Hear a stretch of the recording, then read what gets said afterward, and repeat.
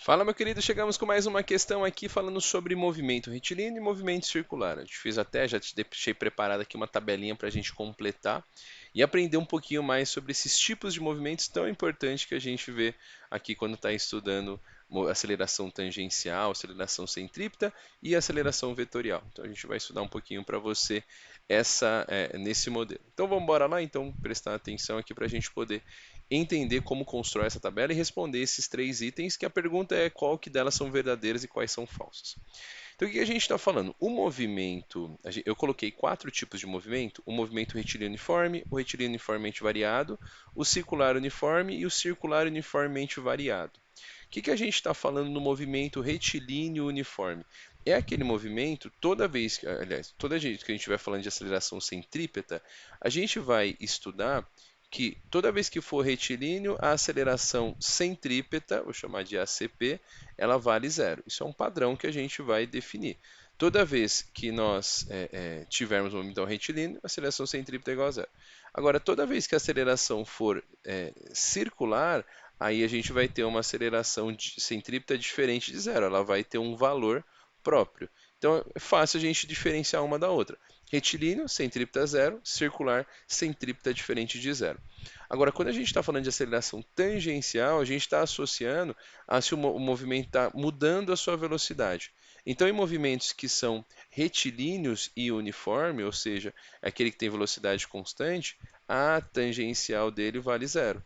E o movimento circular e uniforme, a tangencial dele também vale zero. Agora, no movimento retilíneo uniformemente variado, que está mudando, aí nós temos a tangencial diferente de zero e a tangencial aqui diferente de zero também, porque essa aqui é o circular e uniformemente variado. Então, a partir dessa tabelinha, a gente constrói e descobre quais são, em cada um das informações, a respeito se a aceleração é zero, centrípeta é zero, se a tangencial é zero ou não. Então, a gente vai avaliar cada uma delas. Vamos começar então fazendo essa primeira aqui, ó. O movimento retilíneo acelerado, ó. Então o movimento é retilíneo e acelerado. Aqui vale a pena a gente recordar alguns nomes. Quando a gente está falando de movimentos aqui, MRUV ou MCUV, o movimento que a gente chama de variado, com a velocidade variado, eles podem receber aqui normalmente dois nomes, né? A gente está falando aqui os nomes de acelerado ou a palavrinha retardado, que é quando a gente tem um movimento que está diminuindo sua velocidade. Então, ora pode aparecer esses dois nomes para você e você tem que associar a movimentos retilíneos uniformemente variados aqui nos dois, tá bom? Então, esses dois aqui recebem essas duas informações. Então, ele está falando que é um movimento retilíneo e acelerado. Então, é um movimento do MRUV. A aceleração centrípeta dele é zero e a tangencial é diferente de zero. Então, a tangencial é não nula, verdadeiro, e a aceleração centrípeta é nula, perfeito. Então, essa aqui está verdadeira, já é a primeira questão. Agora, essa questão, o item número 2 é bastante discutível porque ele dá um tema diferente. Eu achei bem interessante porque não é normalmente cobrado isso, que ele está perguntando um movimento parabólico.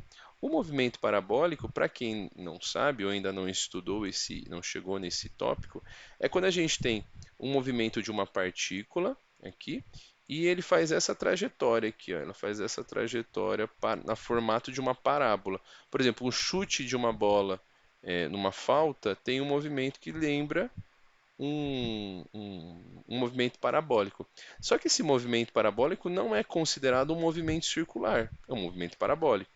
Então, eu não posso dizer que a aceleração centrípeta dele é não nula, uma vez que a aceleração centrípeta não nula são apenas quando acontecem movimentos circulares. Então, dizer que esse movimento aqui o movimento parabólico tem uma aceleração centrípeta, eu discordo.